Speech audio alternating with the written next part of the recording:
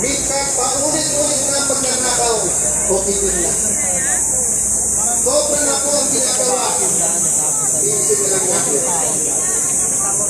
Ako'y naniniwala ko na kailangan Walang bab antik. challenge with love. Make no mistake po. Tayo lahat naniniwala. Una ang Panginoon. Mahalin ang kapwa. Magaling tayo sa kasalanan. Hate the sin, not the sinner. Ako'y naniniwala we fight hate with love.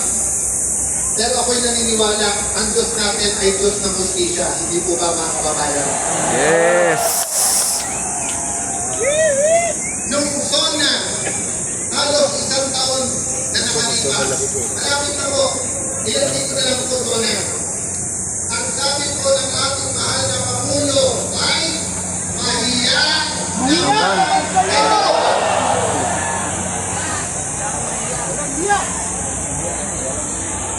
Ayun lang. Yung iba po, Wala tayong ano. yung iba, ay nagkaroon ng pag-asa. Ay finally, Ito, kuha siya. after 3 years, Dito na. yung maling-balita ng INS, ang 20% na, 25% na, 30% na, 40% na nanakaw, umabot na rin hanggang Malacanang ang balita. Nagkaroon po ng pag-asa yung ating mga kababayan, kasi baka naman, dahil po siyempre iba, iba pa sa kataas na. Hindi po ba? Saan? Wala eh. Oo. Ito lang oh. Ang isang sino at sugulan po sa inyong pagkakawalan. Kahit ang saan po, tulong ng bansa, nakakabot. Ang may pinakapatid, nakakaabot at nasunang. Pero minsan sa simpleng magkay-kapil. Minsan sa simpleng mayor ko, governor, kahit po sa akin, maraming sumusulat at pasensya na. Minsan po, hindi na putunan. Kailangan po mo makulong. Kaya nagpagkakapag-asa tayo. Ang agad kumilo, Senator Lacson, nag-prefect speech. Nag-prefect speech. Kaya nag-hearing na si Senator Marcoleta. Sabi ko kay Senator Marcoleta, Sir, bawal mag-prefect speech. Dapat ka-hearing na. Dapat ka-hearing. Mabait po si Senator Marcoleta. Sabi niya, hindi.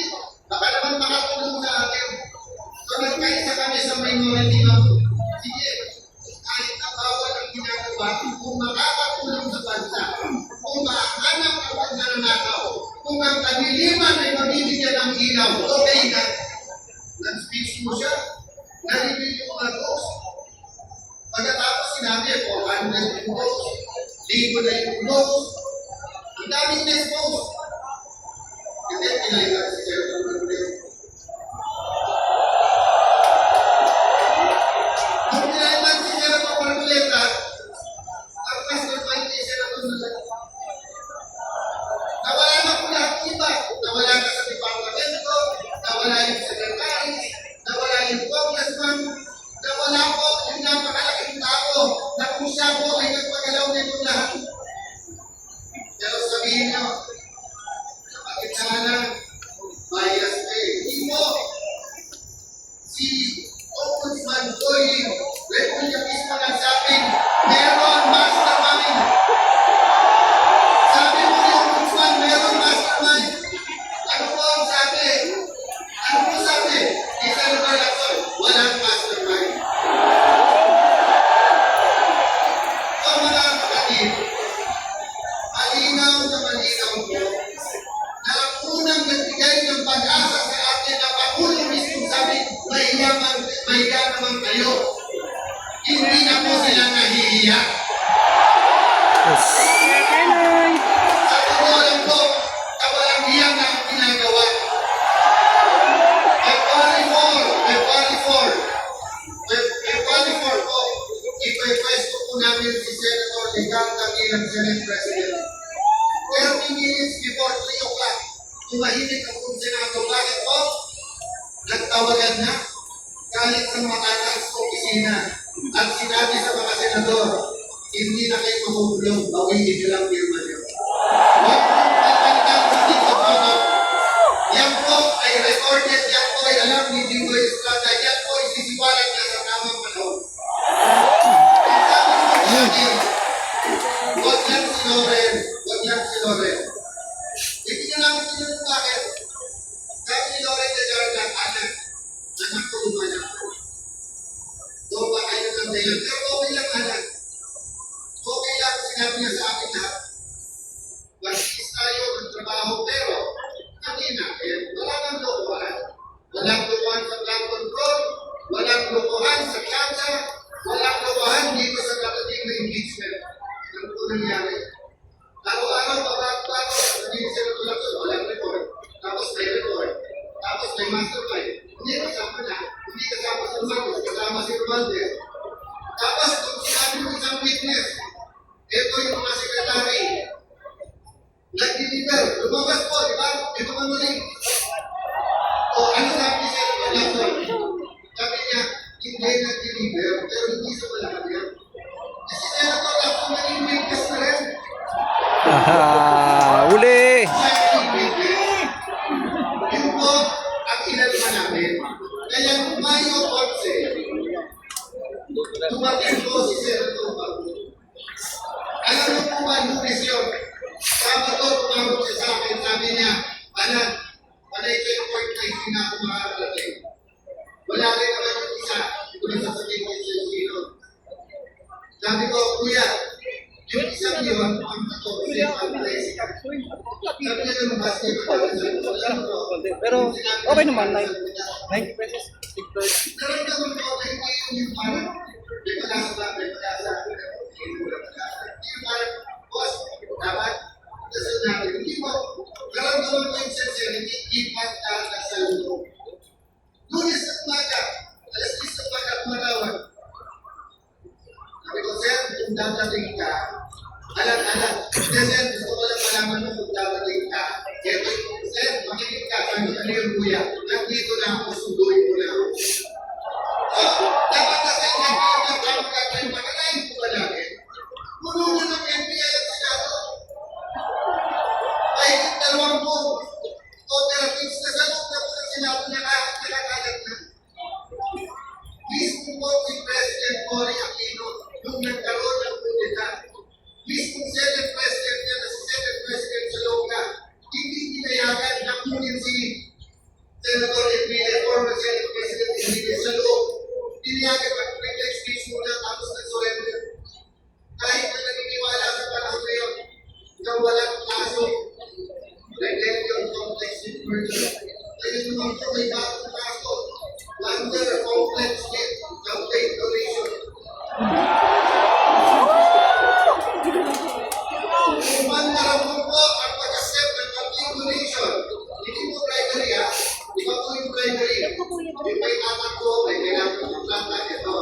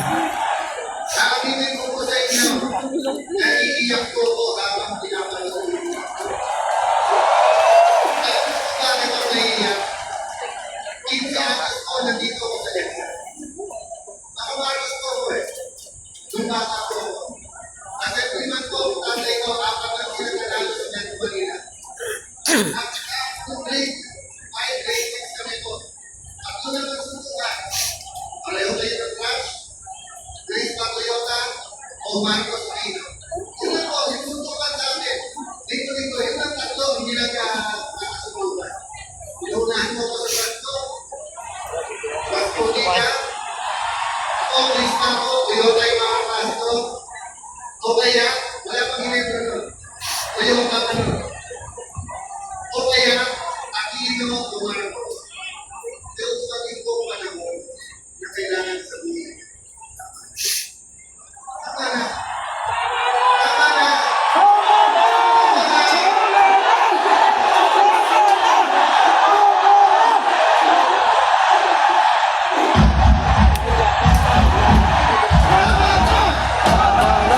Tama na!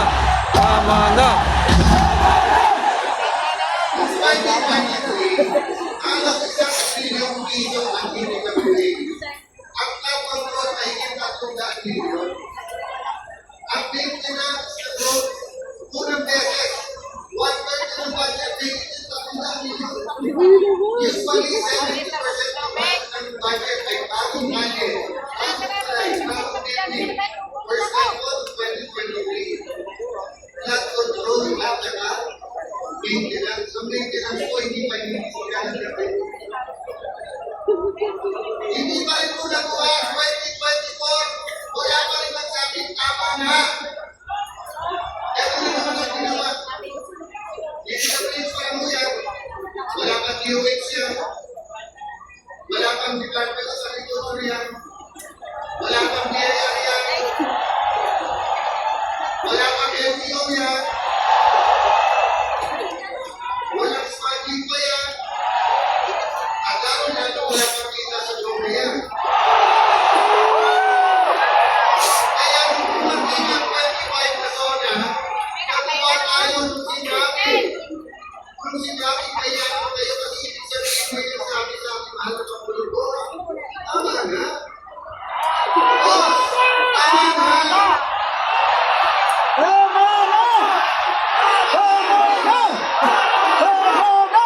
Diba, kung natuto kayo ng bilisan ng mga Marcoleta, kung sino mastermind, kasabihan sa Pilas ko, nalalaman na kung sino kumain. Ang problema, hindi na namin kinaya, ang pinalitan na namin si Chico Soto, may nagsabi sa Malacanang, tama na, kung payagan mo kaya makaupo. Tama na, litisin na. Tama na, litisin na ang ating Vice President. Nakakupo kami, pero yung ating Pilipinas. Kasi ayaw nilang isabay ang hearing ng Pangulo doon sa pag-ibig. Selective justice. Kung sino lang po ang gusto nila, ang ibig sabihin ko, gusto natin maging malapit tayo sa komisya. So sa malayo, ang ginagawa nila parang malapit. Pero pag tinutukan mo sa malapit, malayo. Malayo po ang ginagawa nila sa komisya. Kanina po papunta dito, we are one. Pangarap ko, dasal ko para sa atin lahat. Sana po, maging Katoliko, maging born again, maging Muslim, maging kapatid sa Iglesia ni Cristo, maging Bisaya, maging Kapampangan, Bicolano, maging Bata, maging Matanda. Bilang Pilipino, makasigaw tayo, we are One! We are one! We are one! We are one! We are one!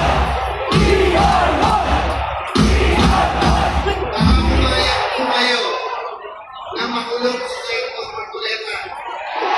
Na hindi na rin ng bansa na karamihan kung hindi tayo lahat ay sumisigaw ng Year 1. Okay lang po. Pagkatapos po ni Senator Marcoleta, isa-isa yung mga. Kasi ngayon po, ngayon, dalawa na po ang nawawala sa kasamahan namin. Sinasabihan kasi Senator Bongo, lalabas na maras mo. So, Deus na lang. Sinasabihan na si Senator Marcoleta, ikaw na susunod, hindi ko to. O, ilan na lang yun? Dapat, 20 na lang. O, sabi, ng ombudsman, maraming 2-3 senador. Kaya 13 na po sila. So, yun yung kunari, nasa 13, pwede na nila ang mundik ang isang 15 invincible na officer. Kaya, yung iba natin kasama sa EDSA noong 1986, yung kung nagsasabing laban, ay ngayon po hindi lumalaban. Yes. So, bakit nila hindi lumalaban? Bakit nila hindi sumisigaw na we are one? Dahil gusto nila pagka-impeach ang Vice President sila ma-appoint at sila naman ang maging Presidente.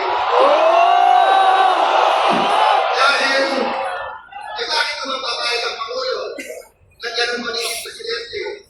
Kasi ang sabi naman ng laban niya, sige, magkagawa na kayo. Wala naman eleksyon eh.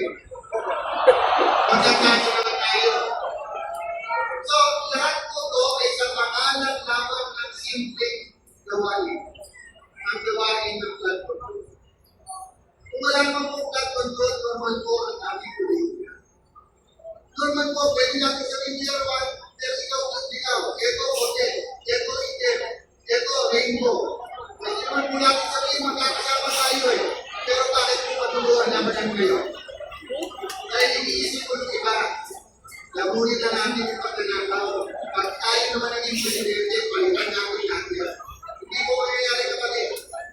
Kasi pag nagsinisap ka na, at kasama ka na sa overcome, wala ka ng choice, itutuloy-tuloy mo na ang pananakit. Itutuloy-tuloy mo na yung selective justice. Baong ka na, awa pa na nila. Yung po ang problema natin yung bigala. Kung natin ang problema na makukulong siya, ang problema natin yung bigala. Ang problema natin hindi siya magigitahan.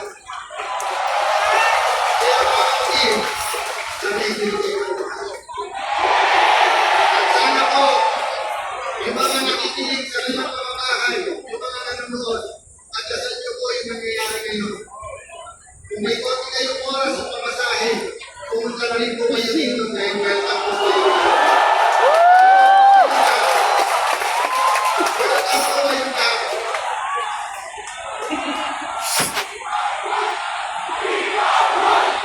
We are one. We are one.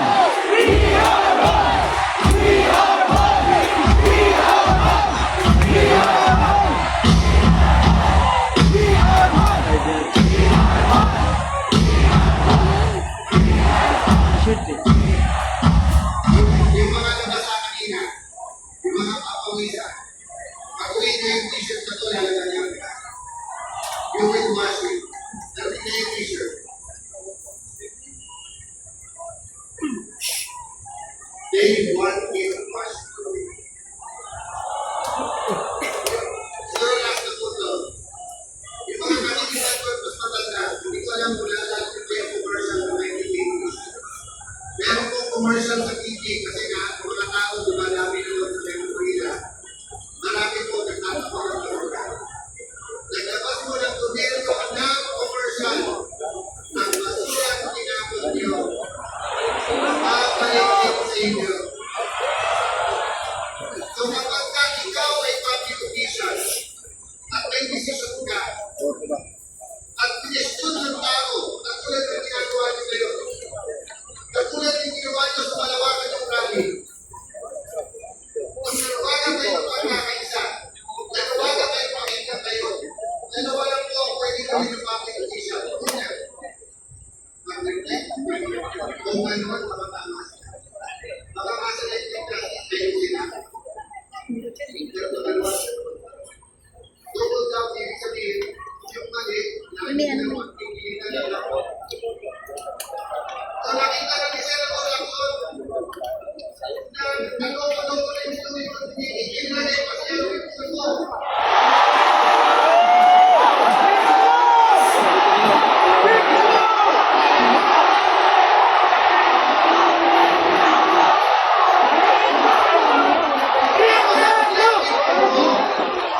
Kung siya po ay pinagpintagan ng Thank you po. huwag kayong magalala mga kababayan.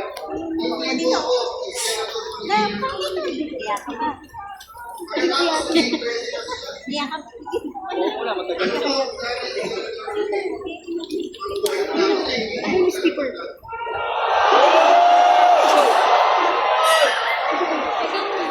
pagkatapos ng awit, at may isang daang milyong piso at 3 milyong piso, sasabihan na kami, ang buhay mo namin, iikot na lang sa investigasyon.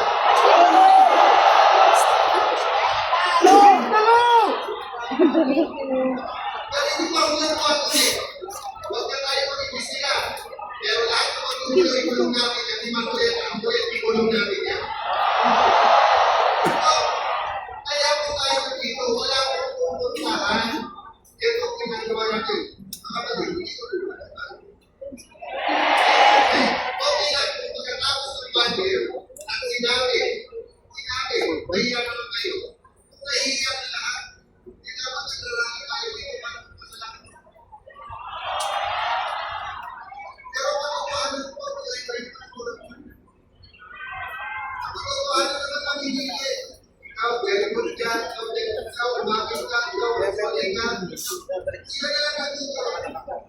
Wala na pong daan para sa katotohanan. Sabi nila, inahanap natin ang daan. Oo, bakit? Kailangan nila yung daan ng mustisya, hindi harapin naman namin ang EDSA. Sabi ko, napepermisyo at traffic. Totoo po yun. At pasensya na po ang mga napepermisyo sa traffic. Pero ito po araw-araw, dahil na ako ng putin ng pera. Hindi ba kayo napepermisyo? Yes.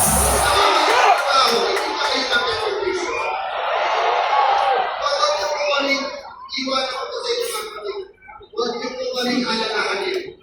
Si Boy Estrada, si Senator Bato, si Senator Legarda, ay pinahupunang Senate President babae, si Senator Amy Marcos, na kung saan dapat na-enjoy niya ang pagkakagawin ng Marcos sa Malacanang, pero pinili ni Amy Lumaban kasama natin. Si Senator Dian,